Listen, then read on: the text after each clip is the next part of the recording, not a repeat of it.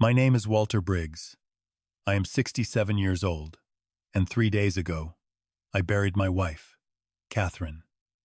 We were married for 41 years. She was the kind of woman who could walk into a room full of strangers and make every single one of them feel like they had known her for a decade. She taught high school English for 32 years. She could recite Shakespeare from memory, but her favorite thing in the world was sitting on our back porch in the evening, watching the fireflies come out over the creek behind our house. That house. I built the porch with my own hands the summer we moved in. I was a civil engineer. I designed bridges. I spent my career making sure things held together, making sure structures could bear the weight placed upon them. I thought I understood pressure. I thought I understood load and failure. I understood nothing. On the morning after her funeral, my daughter, Laura, and her husband, Craig, were sitting at my kitchen table when I came downstairs. They had stayed the night. Laura said it was because she didn't want me to be alone, but the way they were whispering when I reached the bottom of the stairs, the way they went silent the moment the floorboard creaked under my foot, that told me a different story. "Good morning, Dad," Laura said. She was smiling, but it was the wrong smile. It was the smile she used when she wanted something. I had seen it 1,000 times growing up. "Can I borrow the car? Can I have $20? Can my boyfriend stay for dinner?" I always gave in. I always said yes. Craig stood up. He was a tall man, broad-shouldered, with a jaw that looked like it had been designed by committee. He sold commercial real estate. He was the kind of man who shook your hand too hard and called everyone buddy. He had never called me Dad. He called me Walt. "Walt," he said, pulling out a chair for me. "How'd you sleep?" "I didn't," I said. I sat down. The kitchen still smelled like the casseroles the neighbors had brought over. The counter was lined with foil-covered dishes. Catherine would have hated the mess. Laura set a cup of coffee in front of me. "I made it strong, just like Mom used to," she said. Her voice cracked on the word Mom, and for a moment, I almost believed her grief was real. I wrapped my hands around the mug. The warmth felt good, but I didn't drink. Something stopped me, a feeling in my gut. The same instinct that had saved me on a job site in 1994 when I stepped back from a beam 2 seconds before a cable snapped. Engineers learn to trust that feeling. The numbers don't lie, but sometimes your body knows the answer before your brain finishes the equation. "Dad," Laura said, sitting across from me. She folded her hands on the table. Craig stood behind her, arms crossed, a united front. "We need to talk about a few things. I know the timing is terrible, but there are some decisions that can't wait." "What kind of decisions?"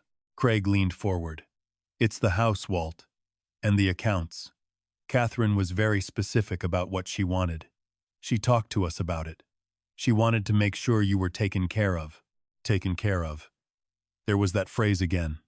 Everyone kept saying it. The neighbors, the funeral director, and now my daughter. As if I were a child who couldn't feed himself. "She never mentioned anything like that to me," I said. Laura reached across the table and touched my hand. "Dad," she said softly, "Mom didn't want to worry you. You know how she was. She handled things quietly." That was true. Catherine did handle things quietly, but she also handled things with me. In 41 years, we never made a financial decision without sitting at this very table and talking it through together. We were partners, equal, always. Craig produced a manila folder. It was thick, the kind of folder that holds documents designed to change the shape of a life. "It's a conservatorship," he said, opening it. He said it casually, like he was describing a dinner reservation. "It gives Laura legal authority to manage your finances, your medical decisions, and the property. It's standard stuff, Walt. Lots of families do this when a parent is, getting up there." Getting up there. I was 67, not 97. I still ran 3 miles every other morning. I still read 2 books a week. I had designed a pedestrian bridge for the city park just 18 months ago as a volunteer project. My mind was not going anywhere. I looked at the document. I saw the yellow signature tabs. I saw my name typed on the line, and I saw something else. A clause buried in the middle of the second page. Authorization to liquidate all real property. You want to sell the house, I said. Laura's smile flickered. Not sell. Just, have the option. In case you decide you want something smaller. A condo, maybe. Something easier. Your mother and I bought this house in 1983, I said. She planted every tree in that yard. We raised you in this house, Laura. This is not an option. This is our home. Craig's jaw tightened. Walt, be reasonable. A 4-bedroom house for one person? The maintenance alone is going to eat you alive. The roof needs work. The furnace is 20 years old. I know the age of my own furnace, Craig. There was a silence. A cold one. I could feel the air in the kitchen change. Laura squeezed my hand again, harder this time. Just think about it, Dad. That's all we're asking. Sleep on it. We'll come back tomorrow, and we can talk it through. Okay? I nodded. I said okay. They left around noon. I watched their car pull out of the driveway. Craig's silver BMW that I happened to know cost more than he should have been able to afford. And then I sat in my kitchen, alone, staring at the coffee Laura had made for me. I still hadn't taken a single sip. At 2:47 that afternoon, my phone rang. The caller ID said Whitfield and Associates. I almost didn't answer. I thought it was a telemarketer, or maybe one of Catherine's colleagues calling to offer condolences. But that instinct again, that gut pull. Mr. Briggs? The voice was female, clipped, professional. This is Sandra Whitfield. I was your wife's attorney, her attorney. I blinked. Catherine didn't have an attorney. We used the same family lawyer for everything, old Dave Patterson downtown. I'm sorry, I said. I think you have the wrong number. Our lawyer is Dave Patterson. Mr. Patterson handles your joint estate matters, Sandra Whitfield said. I handle something else. Your wife retained me privately 14 months ago. She was very specific that I was not to contact you unless and until she passed away. Mr. Briggs, I need you to come to my office. Today, if possible. My heart was beating hard. Why? What is this about? Her voice dropped. I need you to come alone. Do not bring your daughter. Do not bring your son-in-law. And Mr. Briggs, if you have not done so already, do not sign anything they have given you. The line went dead. I sat there for a long time, staring at the phone. Then I stood up, poured the untouched coffee down the drain, grabbed my coat, and drove downtown. Sandra Whitfield's office was on the 4th floor of a red brick building near the courthouse. It was small but immaculate. Law books lined the walls. She was waiting for me, a woman in her mid-50s with silver-streaked hair pulled back tight and reading glasses hanging from a chain around her neck. She didn't smile. She shook my hand firmly and gestured to a chair. Thank you for coming so quickly, she said. What is this about? My voice was steady. I was an engineer. I dealt in facts, but my hands were shaking. She sat behind her desk and opened a drawer. She pulled out a sealed envelope. My name was written on the front in Catherine's handwriting, that familiar, elegant cursive that I had seen on 41 years of birthday cards, grocery lists, and love notes tucked into my lunchbox. Your wife came to me in January of last year, Sandra said. She was frightened. She told me things that, frankly, I found difficult to believe at first. But Catherine was not the kind of woman who exaggerated. She was methodical. She brought documentation. Documentation of what? Sandra Whitfield looked at me over the rim of her glasses. Mr. Briggs, your wife believed that your daughter and son-in-law were stealing from you, and she believed they were attempting to have her declared mentally incompetent so they could gain control of your combined assets.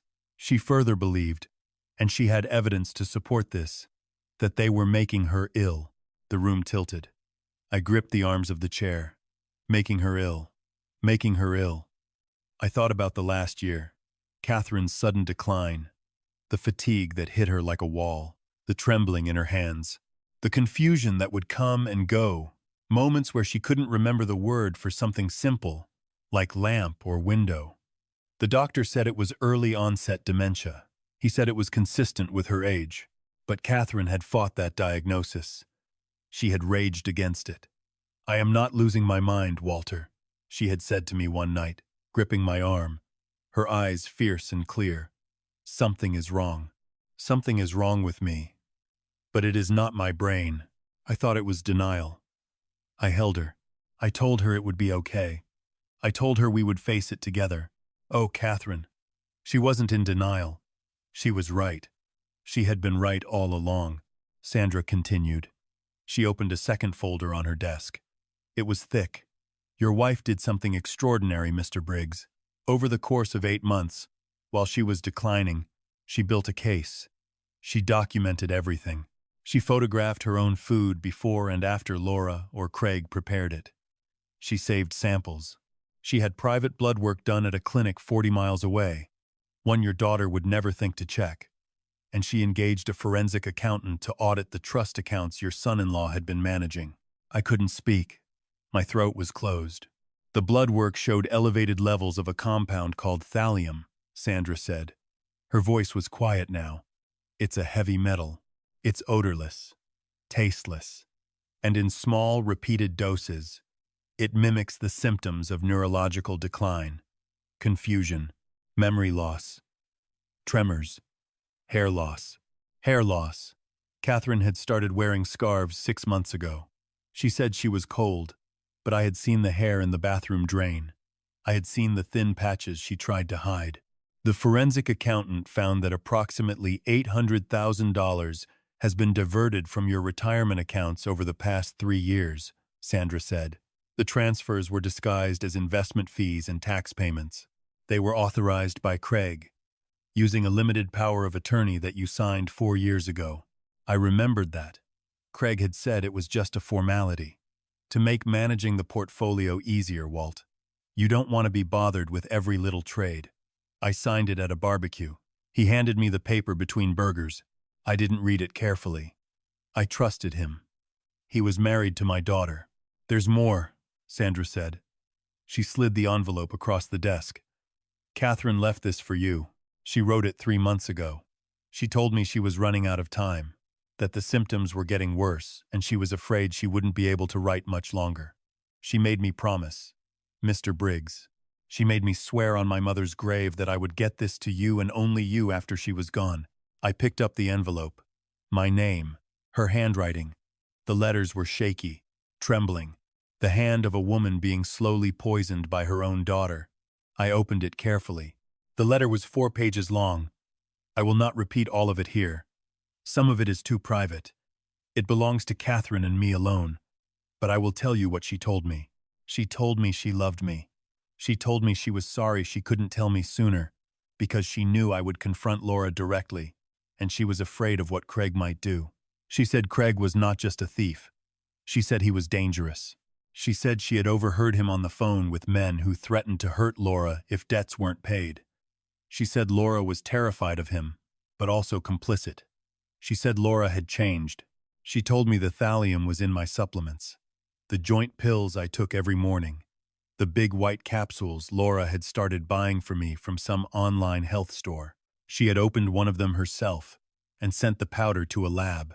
She told me to stop taking them immediately. She told me she had already filed a sealed report with the district attorney's office, through Sandra, containing all the blood work, all the financial records, and a sworn affidavit describing what she had witnessed. And she told me one last thing. She said, Walter, I know you. I know you will want to go to Laura and ask her why. I know you will want to give her a chance to explain. Do not do that. She has had 1,000 chances. She chose Craig. She chose the money. Let Sandra and the police handle it. And please, my love, throw away those pills. I put the letter down. My face was wet. I hadn't realized I was crying. Sandra Whitfield waited. She was patient. She was the kind of lawyer who understood silence. What happens now? I asked. She picked up her phone. She dialed a number. Detective Alvarez? She said. He's here.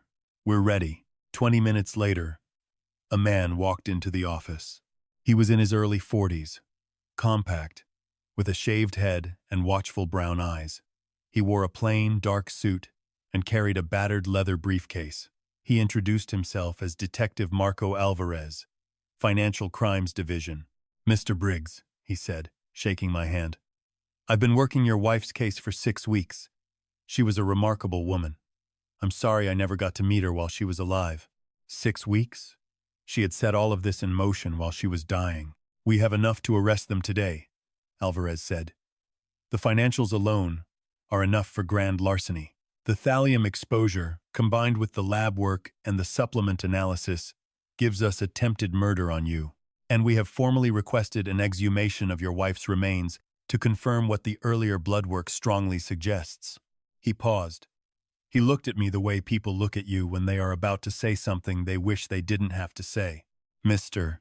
Briggs, based on the thallium levels your wife documented in her own blood 8 months ago and the accelerating progression of her symptoms, it is the professional opinion of our forensic toxicologist that Catherine Briggs did not die of dementia-related complications. She was poisoned. Her death was a homicide. I had known it. From the moment Sandra Whitfield said the word thallium, I had known it. But hearing it spoken aloud by a detective in a lawyer's office, with Catherine's letter still warm in my hands, it broke something inside me. Something I will never get back. But it also lit something. A fire. Cold and clean and steady. The kind of fire an engineer understands. The kind that burns impurities out of steel. What do you need from me? I asked. Alvarez looked at Sandra. Sandra nodded. We'd like to execute the arrest this evening, Alvarez said. We have warrants. But there's one thing that would make the case airtight. We need them to come to your house. We need Laura to bring your supplements, and we need to catch her giving them to you. On camera. You want me to be bait, I said. I want you to have dinner with your daughter, Alvarez said. One last time. I went home. I called Laura. I told her I had thought about it, and she was right. I told her the house was too big, too empty. I told her I wanted to talk about the future, and I asked her to bring my supplements because I had run out and my joints were killing me. She was delighted. She said they would come at 6. She said Craig would bring wine.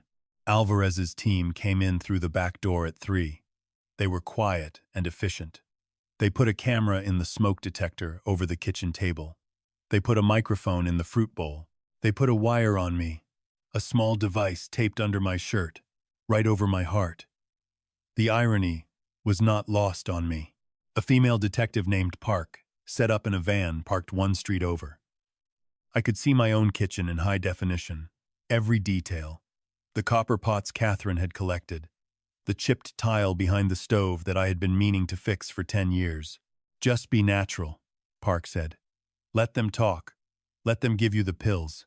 The moment you feel unsafe, say the word fireflies, and we're through that door in 15 seconds. Fireflies. Catherine's favorite thing. They arrived at 6:15. Craig carried 2 bottles of wine. Laura carried a canvas tote bag. I saw the outline of the supplement bottle inside it. Dad, Laura said, hugging me. She smelled like expensive perfume. You look so tired. I am tired, I said. It wasn't a lie. We sat down to eat. I had ordered food from the Italian place Catherine loved. I couldn't cook her chicken. I couldn't pretend that far. Craig poured the wine. He was expansive, generous with his words. He talked about the real estate market. He talked about interest rates. He talked about a condo development near the lake that would be perfect for a guy like me. Easy living, Walt. No yard work. No headaches. Laura watched me. She was waiting for the right moment. I gave it to her. My hands are really bothering me tonight, I said, flexing my fingers. These old joints. I haven't had my supplements in 2 days, and I can really feel it. Did you bring them? Of course, Dad.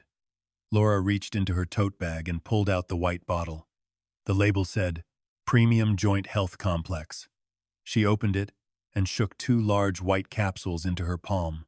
Here you go, she said, holding them out to me with a glass of water. She was smiling. That smile. I looked at the pills in her hand. 2 white capsules, thallium inside. The same poison that had killed my wife. The same poison that had been slowly eating my nervous system for months. My daughter was holding them out to me like candy. I took them. I held them in my palm. I stared at them. Dad, Laura said. Her smile wavered. Is something wrong? Your mother, I said quietly. She was the smartest person I ever knew. Laura's smile froze. Her eyes flicked to Craig. He stopped chewing. She knew, I said.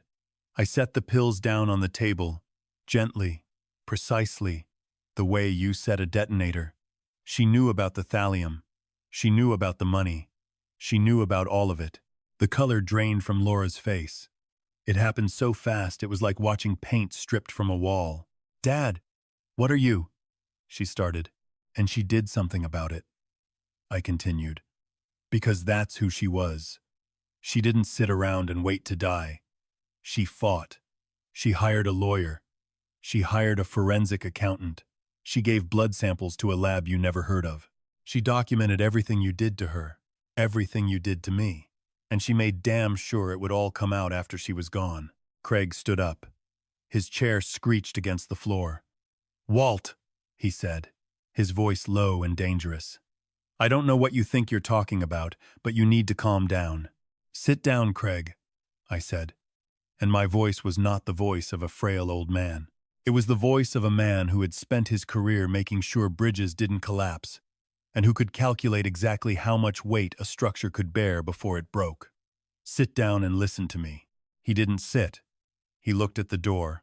Don't bother, I said. I looked at my daughter. She was frozen, her hands still extended, the water glass trembling. I took no pleasure in what came next. Fireflies, I said. The front door opened. The back door opened. The kitchen filled with dark blue jackets and badges. Detective Alvarez walked in calmly, a warrant in one hand, an evidence bag in the other. Laura Harrison Briggs, Craig Danforth, you are under arrest for the murder of Catherine Briggs and the attempted murder of Walter Briggs, Laura screamed. It was a raw, animal sound. She collapsed sideways, grabbing the table, pulling the cloth, sending plates crashing to the floor. Catherine's good china, the set we got as a wedding gift 41 years ago. It was him, Laura shrieked, pointing at Craig. He made me. He said he would kill me. I didn't want to. Daddy, I didn't want to. Daddy, please, Daddy. She hadn't called me that since she was 12. Craig said nothing.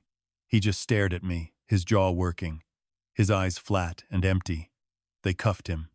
They cuffed her. They bagged the pills. They bagged the bottle. They photographed the table, the wine, the scattered china. Alvarez walked over to me. He put a hand on my shoulder. It's done, Mr. Briggs. We have it all. I nodded. I couldn't speak. I was watching them lead my daughter out the front door. She was sobbing, her mascara running in black rivers down her face. She looked back at me one last time. I did not look away. She needed to see that I was not confused. She needed to see that I was not senile, or frail, or manageable. She needed to see her father, standing in his own kitchen, clear-eyed and unbroken. The trial lasted 9 days. The prosecution played the video from my kitchen. They showed the jury Catherine's blood work, the lab analysis of the supplements, the forensic accounting records. They read Catherine's letter aloud, her voice carried by the prosecutor, steady and devastating. Craig's defense was that Laura was the mastermind. Laura's defense was that Craig had threatened her into compliance. They tore each other apart on the stand. It was ugly. It was exactly what Sandra Whitfield had predicted. The jury deliberated for 3 hours. Guilty on all counts. First-degree murder. Attempted murder. Grand larceny. Fraud. Craig got life without parole. Laura got 45 years. She will be 92 when she is eligible for release. She will die in prison. We both know that. After the verdict, I drove home. I parked in the driveway. I walked through the front door. The house was silent. Catherine's reading glasses were still on the side table next to her chair. Her cardigan was still draped over the back of it, as if she had just stepped out for a moment. I walked out to the back porch. The porch I built with my own hands the summer we moved in. The creek was running low. It was early evening, that blue hour just before dark when the world holds its breath. The first firefly appeared over the water, then another, then a dozen, then hundreds, blinking in the warm dusk like tiny scattered stars. I sat down in my chair, the one next to the empty one that had been hers. "You saved me, Catherine," I said to the evening air. "You saved me, and I didn't even know I needed saving." The fireflies blinked on. The creek whispered. The porch held steady beneath me, solid, built to last. I sat there until the stars came out, and for the first time in over a year, my hands were not shaking. If you have ever looked into the eyes of someone you loved and realized they were not who you thought they were, then you know the kind of cold I am describing. If you have ever been underestimated because of your age, written off as confused or past your prime, then you understand the fire that kept me standing. And if there is someone in your life right now, someone quiet, someone steady, someone fighting a battle you cannot see, pay attention. Listen, because the people who love us most don't always fight with words. Sometimes they fight with letters and lab reports and the last ounce of strength they have left. Catherine Briggs fought for me with everything she had. The least I could do was stand up when it mattered. Thank you for listening to my story. If it moved you, leave a comment and let me know where you're watching from. And if you haven't already, hit that subscribe button, because some stories need to be heard. This was one of them.